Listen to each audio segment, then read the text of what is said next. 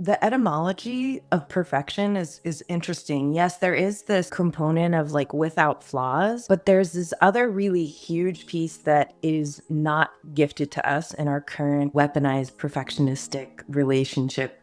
An etymological root of perfection is wholeness, completeness. And our completeness and wholeness is defined only by our unique purpose, our essence as we come into this world. So thinking about each move we make as enough. I couldn't be any more or less of anything than I am right now. I'm bound to that, and that it is enough, that there's an abundance of time, connection, love, belonging. If there's an abundance of these things, then we don't need to be anything other than what we are to get as much as we have access to in a moment. Knowing who we are and what we need so that we can forge real relationships that aren't defined by someone else's perfectionism. That's like a cute meme, like you are enough. Like that's a cute meme. And in reality, in practice, when we go into all of the conditioning that we've received and the ways that our brains have been reshaped from trauma, it's the realest of the real. Like it is the rubber meets the road. It is where we feel discomfort, challenge, growth,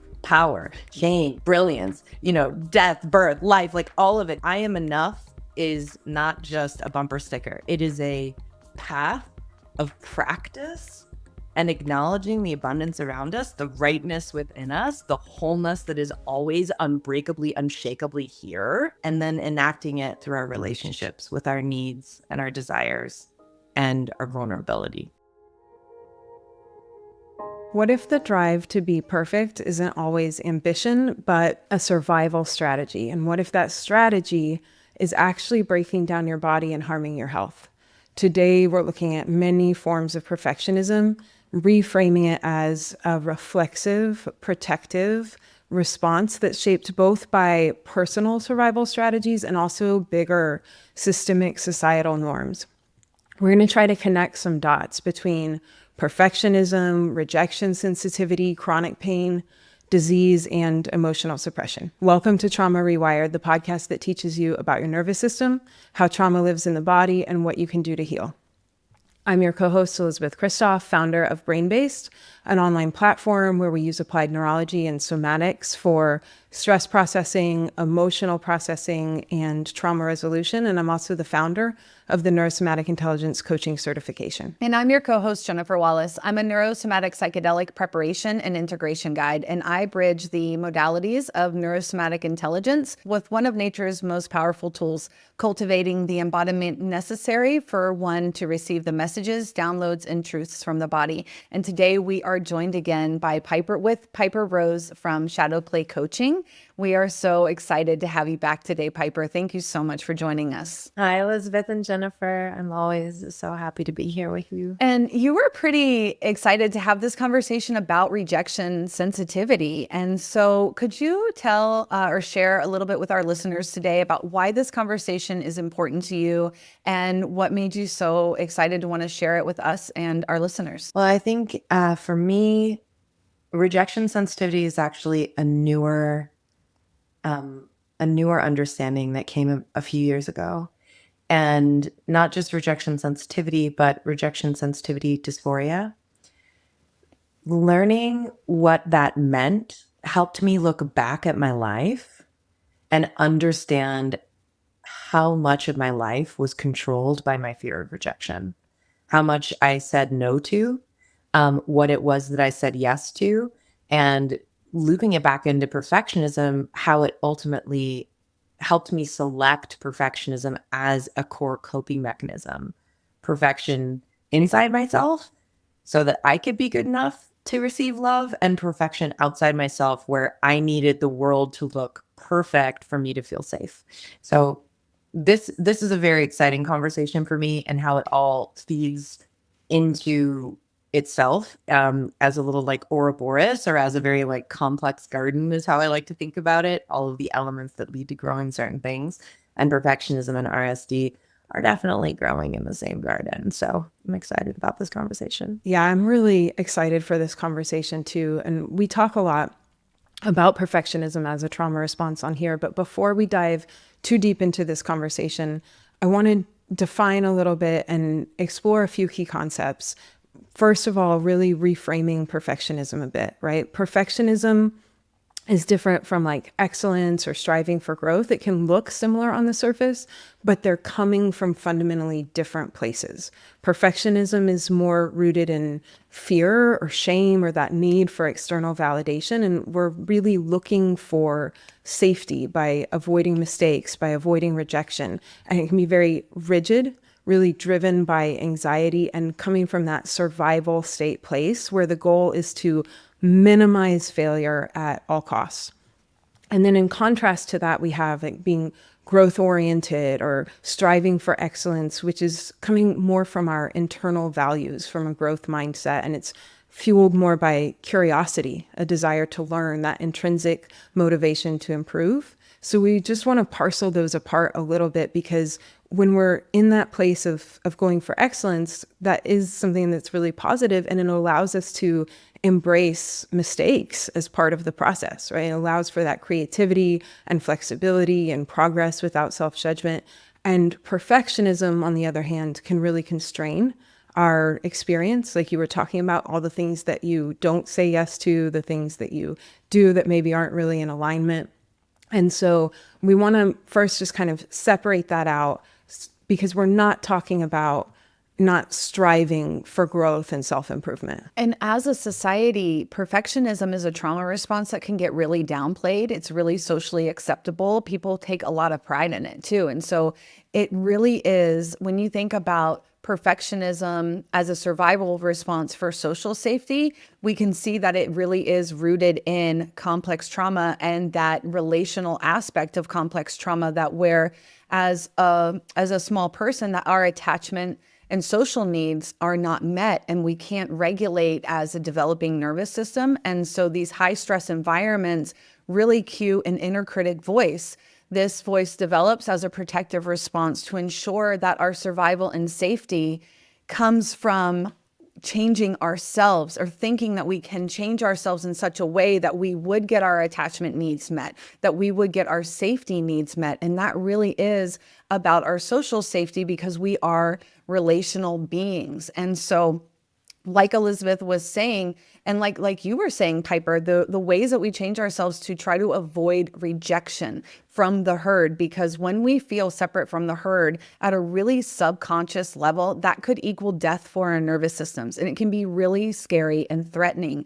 And then when it comes to physical safety, we want to avoid the harm, like you were saying, and I felt it before too. I would hide a lot, especially if I didn't feel like I could manipulate, control in little ways the environment that was going on around me. And it really comes at a high energetic cost. And like we're going to talk about today, all the energy, that driving energy that goes into this driving perfectionism, that has its own cost. And then when we add rejection in, that is like taking a bullet for this person who is having this kind of driving perfectionism. That's what I've experienced within myself. And it really does feel truly threatening to go against this voice and to not be able to do all the things that make ourselves feel perfect, the environment perfect, our appearance perfect, cleanliness, the way we perform, the way we show up in the world. And so it's just very deeply layered and totally for our safety. Yeah, and the control that you're talking about there too, Jen, the need to control for our safety. And also I think too, when we lack the ability to regulate ourselves internally, we start to rely on controlling our external environment or our external appearance to maintain that regulation when we don't have those skills inside, right? And especially if we have a difficult time regulating our emotional experience and our interaction with others, when that can be really overwhelming, there's this driving need to control our environment, to not experience those big emotions because we don't have the skills for regulation around it. If you've been hearing the call to go deeper, to work smarter, to serve more powerfully, the Neurosomatic Intelligence Coaching Certification was built for you. Enrollment ends August 20th. This is your time to lead the next evolution in healing and human potential. Reserve your spot at neurosomaticintelligence.com. Because we don't have the skills for regulation around it. I would love to tag on to that actually one thing. Yes, And there's this other component which really starts to feed into how perfectionism informs us about what is right and good and what is wrong and bad. There are so many forces that shape that conditioning. And what I will also say is that it's not just about getting that coping mechanism so that we can control the external environment as best we can. But something to think really deeply about is what messages informed your perfectionistic goals, because what's actually happening is we're attempting to control someone else's nervous system through their sense of perfectionism. It's not authentic to us. We have to question what that information and conditioning was, because it was never about us. It was about other people's ideas of perfectionism that we were attempting to live up to. And that's that huge difference between perfectionism and excellence, because excellence is what we define as where we want to go, how we want to live most into ourselves, right? And that resource allocation, perfectionism is a high resource coping mechanism. You're always on, you're always thinking, you're always planning, you're always doing. It is a high resource coping mechanism. And when we can unbind that congestion of energy in perfectionism and redirect it towards excellence as it's defined by us, meaning what soothes our nervous system, not these perfectionistic ideals that are intended to soothe someone else's nervous system so that we can be safe, but like, what is it that we want? And then we can give all of that resource over to that vision. So perfectionism as like a healing portal is actually pretty powerful and can give us back so much of our creative self and energy. I want to say something too to that, Piper, because I think you brought up some really good points, and I don't know if this is what we're going to get into now. I know that some of this is scheduled for sort of later in our conversation, but like when we are patterning for someone else's trauma responses, we are really enmeshed in some codependent patterning. And when we can start to peel ourselves out of that and start to create safety in myself, trust in myself, I can start to pull apart from these enmeshments and then really understand perfectionism as my portal to healing, because now I'm not driving my patterns to your patterns, right? Which is so much about my awakening into my mother's perfectionism, right? I'm patterned for her perfectionism, which I can never meet. Brilliant. Yeah. And then like self-abandonment and self-sacrifice, all this stuff that we're going to talk about here shortly. Yeah. And Piper, you were talking as well about like the antidote to perfectionism being enoughness and wholeness and abundance. Will you talk to that a little bit and about some of the stuff that you experience with your clients when you're working on that? Yeah, absolutely. So the etymology of perfection is interesting. Yes, there is this component of like without flaws, but there's this other really huge piece that is not gifted to us in our current weaponized perfectionistic relationship, you know, is completeness, is wholeness, actually. So an etymological root of perfection is wholeness, completeness. And our completeness and wholeness is defined only by our unique purpose and our essence as we come into this world. So thinking about each move we make as enough and a gesture of wholeness, as in it could not possibly be more whole simply because it's not, right? I couldn't be any more or less of anything than I am right now. I'm bound to that, and that it is enough. It is complete. It is whole. There's not a hair out of place. And that there's an abundance of time, connection, love, belonging. If there's an abundance of these things, then we don't need to be anything other than what we are to get as much as we have access to in a moment. And our best possible outcomes rely on us being in our own sense of trust, our own sense of worthiness, and knowing who we are and what we need so that we can forge real relationships that aren't defined by someone else's perfectionism. I love that. So I'm not sure if that made a ton of sense, but I will also say that that's like a cute meme, you know, like you are enough. Like that's a cute meme. And in reality, in practice, when we go into all of the conditioning that we've received and the ways that our brains have been reshaped from trauma, it's the realest of the real. Like it is the rubber meets the road. It is where we feel discomfort, challenge, growth, power, change, brilliance, death, birth, life, like all of it. It's like I am enough is not just a bumper sticker. It is a path of practice and acknowledging the abundance around us, the rightness within us, the wholeness that is always unbreakably, unshakably here, and then enacting it through our relationships with our needs and our desires and our vulnerability. So I hope that got at the heart of what you wanted me to point to. Yeah, absolutely. It's beautiful. And it is like the foundation and like the apex, the mountaintop of all of this healing work that I do, to be present with myself and to feel like that truth of who I am. And then as you were talking about, it goes so far beyond just this kind of platitude of like, I'm enough, and affirmation of self-acceptance, because when we're dealing with complex trauma and the structures around us, there's so much there that really do change brain function and neurological response. And so let's dip into rejection-sensitivity dysphoria a little bit while we're here, because I think this might be a new term for some people. Some people might be really familiar with it, but I just want to talk about it a little bit by defining it.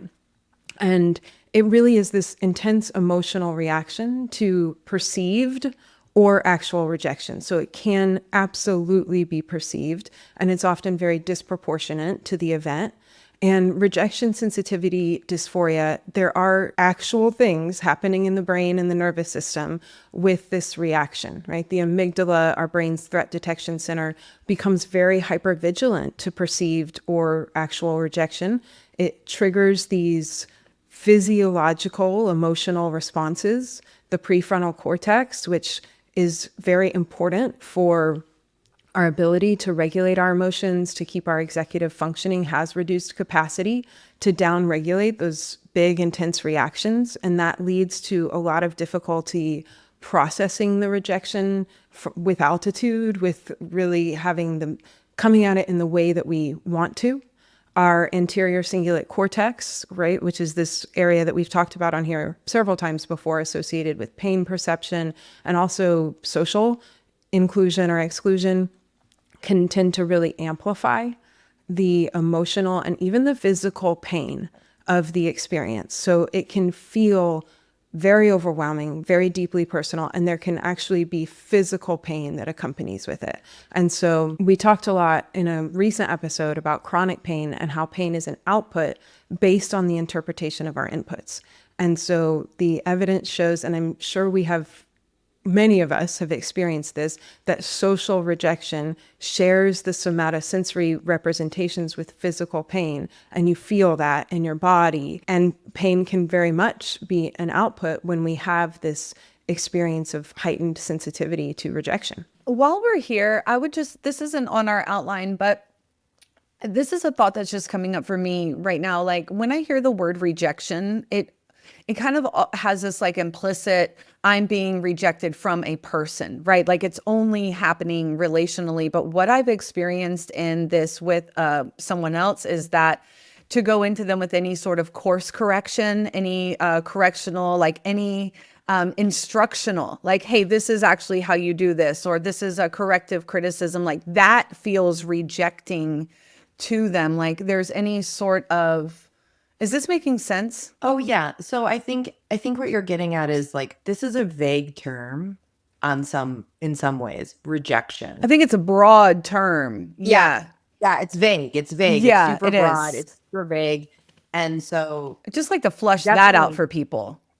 with clients, sometimes it can be really helpful to look at the triggers as a start. When do you notice that your expressions, your activations, your coping mechanisms start creeping out? Like when do you notice that? And then sometimes that can help us track back to what rejection means to us. Rejection means what? So you come to me, say, hey, this is actually how you do this. When I'm examining that trigger, I can say, what did they say? What is the story I have about that? So if I didn't get the instructions right, it means I'm stupid. It means I don't know what I'm doing. It means I shouldn't even be here. And if I shouldn't even be here, then I should just leave. And if I leave, I won't have a job and then I'm going to die. And I'm like, okay, great. Now we understand a sort of dimension of rejection for you means that your intelligence is being rejected, your worth, your value is being rejected. And that can help it make it a little less vague on an individual basis. Because I mean, that the less vague we get, the more we can sort of like pay attention to what's growing in our unique garden around this intersection of fear and shame and rejection. And the other thing that I think is really critical from a health perspective is that when we look at it that way, we can also say a part of me is being rejected, not me. A part of me is being rejected, or a specific behavior is being rejected. The other thing we can say is the other person had a need and I didn't meet it, which is different than a rejection, but it still addresses the concern I have that I won't have offered what I need to offer in that time. So there's ways of really getting into it where once we peer in and start sifting around, it starts being a really rich environment for information, for data, for understanding, for our own personal relationship. I think those are some really important distinctions to make. And I want to look also too, because this season we have talked quite a bit about neurodivergence and the overlaps between neurodivergence and complex trauma and how that impacts brain development. And I know often this is defined as a type of neurodivergence. Can we pick that apart a little bit? Like, is this inherent natural biodiversity? Is this coming from trauma responses? Does it matter? Is it all, Okay. You know what I'm saying? I've been thinking about RSD and I've come up with like a little analogy. Okay. So I mean, RSD is the seed and it's in all human experience. We all have rejection sensitivity as a natural way to help us know when we're at risk of losing relational safety. The seed is planted. Okay. And how that seed grows is dependent on the garden where it is growing. So when folks have experienced complex trauma or chronic relational stress or neurodivergence is afoot, right? Then the garden looks a very specific way. So shame becomes the soil, the gardener is the inner critic, the fertilizer is fear of losing safety and dignity and love and belonging. And what's growing wild are the strategies to assure that safety, dignity, love, or belonging. And these strategies are perfectionism, people pleasing, defensiveness or fighting, avoidance of something, right? And so the information that natural rejection sensitivity is intended to deliver, which is like, ouch, I care about this person. And I don't want to lose my place in this connection or this community, right? That can look a specific way in a healthy environment, or it becomes impacted by trauma and everything changes. So if we pay attention to the inner ecosystem, this is giving us like so much information, but mostly a way of approaching the ongoing journey, because we can think of it as it's not simply about our thoughts or our neurodivergence or shame or the inner critic or fear or developing new strategies. It's like all of it too, not to overwhelm us, but like all of it feeds it. And it's really difficult to tease out. It becomes really chicken and the eggy. And when we try to pinpoint like, oh, it's because of the ADHD. And there's lots of people that say RSD is a feature of ADHD only, like rejection sensitivity dysphoria, and it doesn't and it's nowhere else. And other things are just like rejection sensitivity at volume 11. But I don't want to get chicken and the eggy about it, because that's the garden needs to be tended, and it's not about saying we cure this or fix this or there's this one problem that's causing all of this, right? Yeah, that's a beautiful analogy. And when I think about perfectionism and rejection, first of all, to think about rejection sensitivity, it exists already within all of us. And then how is that seed nurtured, right? Like, because when we think about shame and the hurt and death and acceptance and safety and survival, it's like, yeah, we all have that. How were we nurtured? And how was that watered? Because the truth is, regardless of where it came from, all of these dots get connected in our nervous systems through attunement with boundaries, using our voice and safety. And like, that's even one of the biggest questions, I think, when I work with people with a high perfectionistic drive, it starts to become this question of like, who am I underneath of this? Like, who am I and how safe is it to be me, to be myself? And so really shedding and releasing, exposing these patterns, not releasing the patterns, exposing these patterns, exposing the garden for really what it is already a lot for a nervous system to kind of almost start to take in.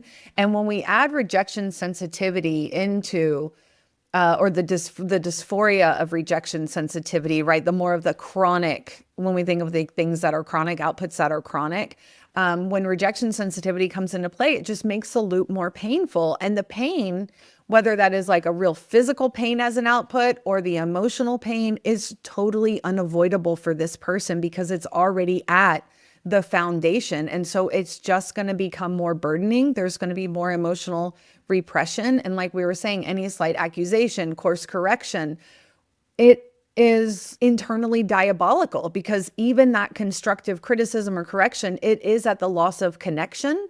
And that secure attachment, when attachment isn't rooted in security, it's already in a lack of honesty, right? There's a lack of truth there in that pattern for your survival. So the very thing that someone wants, connection and safety, when it is not rooted in truth and honesty, it's going to always come back as that pattern for survival rooted in protective responses. So the connection becomes really insecure and unattainable just by virtue of the lack of honesty and the self-abandonment that comes with the way that we sacrifice ourselves. Oh man, I talk to my clients all the time about like, you want to start baby steps? What parts of yourself are you rejecting? Just that, even, right? Rooting ourselves in security within ourselves, like turning our soil, like turning in those nutrients so that this seed can grow. And I'm just such a huge proponent of not villainizing any aspect of us, right? Like the rejection sensitivity is there for a reason. So we can get that like, ouch. And then when we see it escalate to rejection sensitivity dysphoria or a rejection sensitivity that is now governing our life, telling us what we can and cannot do, who we need to be and who we cannot be, right? Like that's where it becomes so challenging. But there are these little ways we can turn to us and say, what part am I rejecting here? And without vilifying this response or putting in great shame on ourselves about our perfectionism or our sensitivity to rejection, I do want to look at the costs of some of this a little bit in terms of our physical health, our pain, our burnout, because I do think two reasons. It is challenging to start to repattern some of this, to have those conversations with yourself about what part am I rejecting, to start to take contrary action, to be embodied, to regulate around these emotions. It's a big ask for people. And I also think in general, perfectionism can be one of the trauma responses that is frequently rewarded by our society. You know, you are a people pleaser, you perform well, you can achieve a lot of success from it. Some people kind of wear that perfectionism with a badge of honor. You know, I'm a perfectionist. I dot all my I's and I cross all my T's. And those can be great qualities, and there can be a big cost in terms of pain, burnout, and physical health. So I want to talk about pain a little bit. We talked about it in the chronic pain episode when we talked about Dr. John Sarno's work and looking at how there is a certain personality profile of like people pleasing or perfectionistic tendencies that lead to more emotional repression, particularly repression of anger, fear, resentment.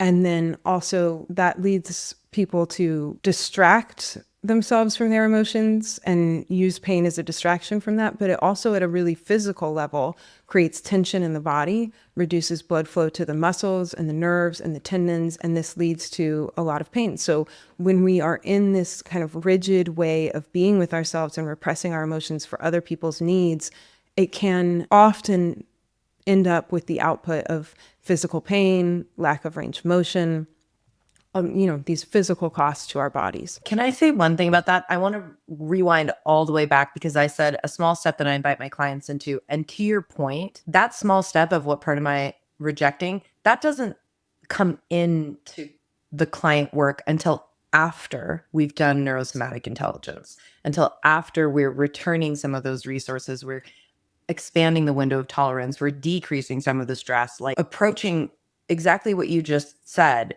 This body that is holding this can be a body of pain, a body that is in a state of eroding certain aspects of its health. And so when we start with, okay, what parts of yourself are you rejecting? And the system, like the health of the garden, right, can't sustain a new seed being planted or like a new way of being in that space. So yes, thank you for bringing it back to that, because that is a place that if we start, it opens more possibility for some of this other inquiry or examination work in an environment with less pain, holding less of that bracing, that tightness. And when we physically can't move, it's difficult for us to move any part of our being. Like when we're in pain, it's difficult for us to be in joy, or be like, it can be challenging. So thank you for bringing it back to that. I think it's a great time to talk about rejection sensitivity and perfectionism and how it does lead into chronic health issues. You want to open us up into that, Piper? Oh my gosh, I really feel like Elizabeth came to this with some amazing points about chronic health issues that come with this. So Elizabeth, if it's okay, I'd like to start with you and kind of your vision for where we can take that. So beyond chronic pain, and obviously also the burnout that can come from overdoing, overgiving, all of the exhaustion and the tax on our nervous system, there are big physical outputs that can come from living a life where we're driven by perfectionism, people pleasing, and that fear of rejection. And Gabor Mate looks at this a lot in The Myth of Normal. He has many chapters looking at the personalities that are coupled with experiencing more disease outcomes. And he mentions a study done in 1987 by psychologist Dr. Linda Timoshak, who proposed the idea of a type C personality. And that's a set of traits that's really found to be linked with the onset of malignancies like cancer. This is kind of a very different personality from your type A personality. Type C personalities are cooperative, appeasing, unassertive, overly patient, unexpressive of negative emotions. They tend to suppress their own needs and feelings in order to please others or to maybe comply with external authorities. And in this study, she interviewed 150 melanoma patients and noticed a really striking pattern that they were excessively nice, pleasant to a fault, almost never complained. And most importantly, their concerns, even about their own diagnosis, were not about themselves. It was how their diagnosis was going to affect their families, affect their loved ones, not about their own suffering. And that kind of self-negation is really telling. And it hits pretty hard because it's an example of the cost of this pattern of self-sacrifice and emotional suppression, right? And so that self-negation, it doesn't just happen in a vacuum. From a nervous system perspective, we know that this kind of repression of needs, of emotions, of boundaries places a big burden on our body. It leads to constant dysregulation and chronic stress, inability of emotions to be processed through the body, and that suppresses the immune function, leaving the body in a really vulnerable disease state, or it can go the other way and drive us into autoimmune. In The Myth of Normal, Gabor Mate also talks about the ALS personality and the development of MS with these same personality traits. And so there's a real link between some of these patterns and the development of disease later on in life. And there are characteristics that are really prone to this illness. Women are more highly identified with autoimmune disease than men are. And there are 4 common traits identified by Gabor Mate that he says that women are expressing. And that's the identity that they identify strongly with duty and role, that they believe that they are responsible for how others feel. They put emotional needs ahead of their own, have poor boundaries. There is a repressed anger, the inability to say no and avoid disappointing others. And there are real studies that link poor boundaries and self-sacrifice to disease and development. And when we talk about self-sacrifice, really what I want to say right now is self-sacrifice as self-abandonment, to sacrifice the self in our boundaries, to turn away from the self into these driving acts of perfectionism or RSD. It's this unconscious choosing of survival through the inner critic versus the intrinsic knowing of like who we are. And we talked about this in another conversation where like our bodies, our nervous systems know who we are. Inherently, intrinsically is who we are rooted in. And so when we turn away from ourselves, when we sacrifice our sovereignty and our authenticity, our voices to perpetually be responsible for other people or repress those emotions, there is strong implications for our health. And that this all really is rooted in a shame response. And we talk about shame a lot on this podcast, and how shame is really an emotion that has a high physiological occurrence in the body, and something that we cannot parse apart from having complex trauma also. And that shame is a hallmark of having complex trauma. It's also rooted in perfectionism and into having poor boundaries. Both of these really perpetuate a shame response. And we know a shame response is highly immobilizing and drops us into a high parasympathetic state. I want to mix into this too. Thank you, Jennifer and Elizabeth. In order for this conditioning that is sometimes subtly and sometimes grossly implied, something that is absolutely necessary is that we are separated from our body. In order for this conditioning to be believable, we have to start ignoring our felt sense. We have to ignore the signals and cues of our body. So when we talk about the impact of this coming back into our body in a safe way, coming back into receive these signals is critical as an initial step. And when I think about the chronic pain or the autoimmune outputs, right? To me, that's the body screaming. That is the body saying, I have tried to tell you for so long that this is not sitting right in my gut, in my heart, in my womb, in the body, right? And you're not listening. And so these signals become stronger and stronger until, ironically, they're debilitating. Ironically, they start to erode our ability to exhibit those coping mechanisms. So the coping mechanisms, they can't be long-term solutions anyway. Like, that's the strange irony of it. But we also live in Western capitalist culture that's centered on exploitation, exploiting something until it cannot give anymore. Exploiting something until it's actually left in disarray and a complete devoid of health. And that happens with the earth. It happens with many different marginalized identities that are breaking their backs to uplift 1% of people that we deem perfect enough, worthy enough, whatever, through those goalposts and those lenses to be allowed to be like alive.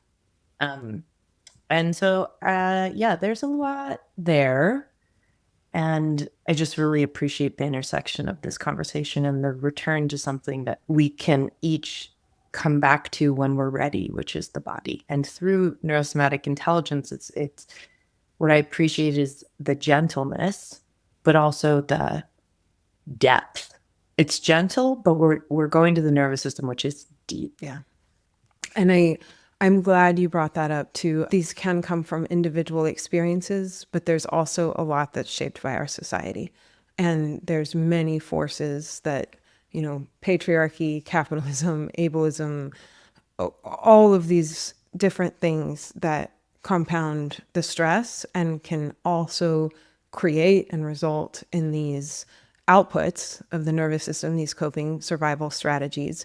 And then it's not always on an individual level, but collective as well. Piper, I know that you have been studying the work of Emily and Amelia Nagoski from the book Burnout. And wanted to share some of your viewpoints about burnout and RSD and perfectionism. I'd love for you to share what you think is relevant there. Yeah, I would love that. Okay, so they work with the concept of human beings and human givers. So human beings, a social job is to be in their full creative humanity. And human givers are expected to give their full humanity and sacrifice their own needs, right, for the human beings. And the thing that rocks me about this is that when Emily and Amelia are teaching, they asked rooms packed with people, what is the solution to this lopsided arrangement we've brought into being? And most people say, we just need to all become human beings. This speaks volumes about the internalized hierarchy that drives us into these detrimental social scripts. And the Nagowskis instead offer back, well, what if we didn't need more human beings, but more human givers? That if the beers became givers, that there would be more equitable giving.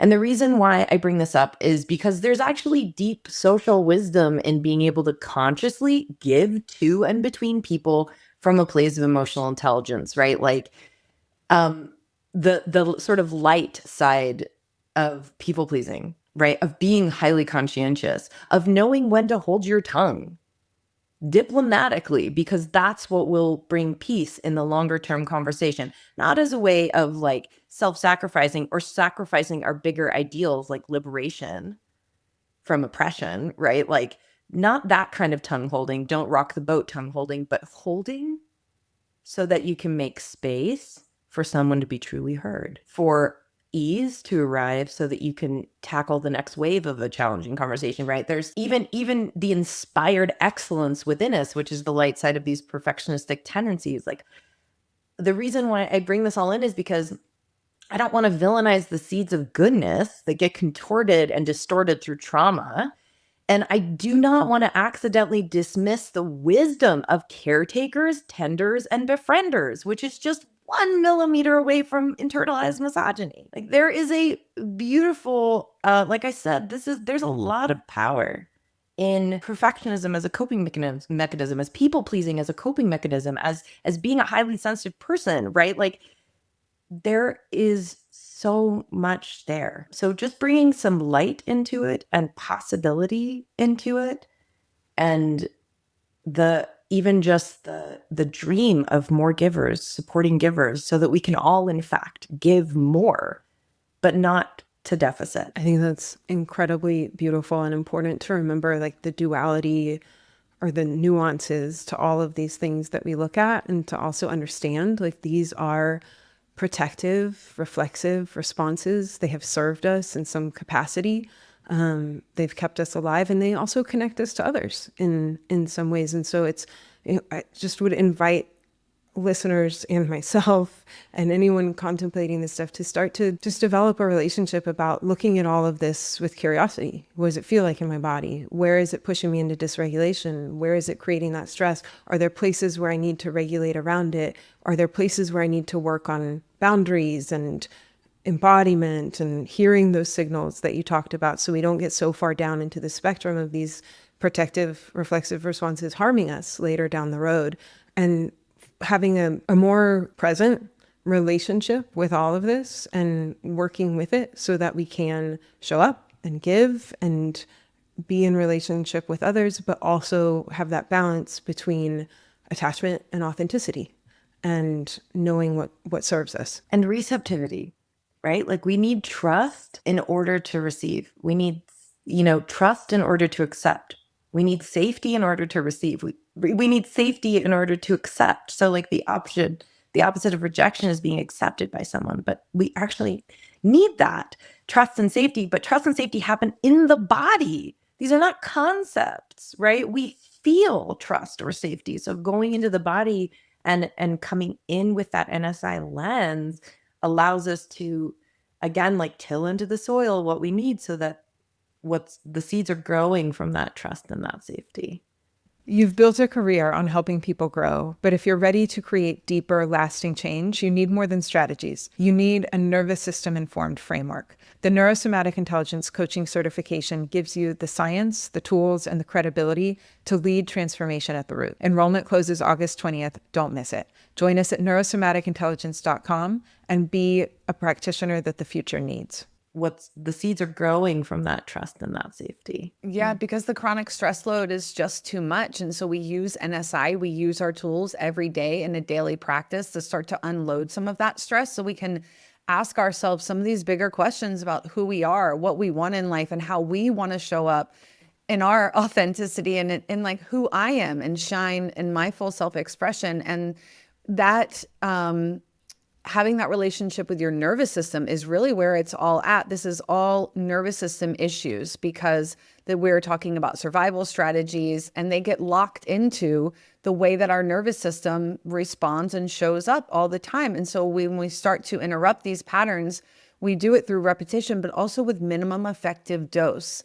And we need to work in our nervous systems, not just talk about it. It's not enough to just understand what your nervous system is doing and to have all the words to describe what you're doing and how you're being. It's about that daily practice, working directly in the nervous system and starting to repattern some of the autonomic response and remembering that the nervous system is using these outputs to inhibit actions that could threaten our social bonds. And that it's a very common experience to be enmeshed in perfectionism and want to be small and want to be invisible to avoid that potential disconnection from people. And so, yeah, always talking about that daily practice on Trauma Rewired. Always comes back to that daily. Thank you so much for joining us today, Piper. Thank you, Jennifer and Elizabeth. And I just love NSI so much.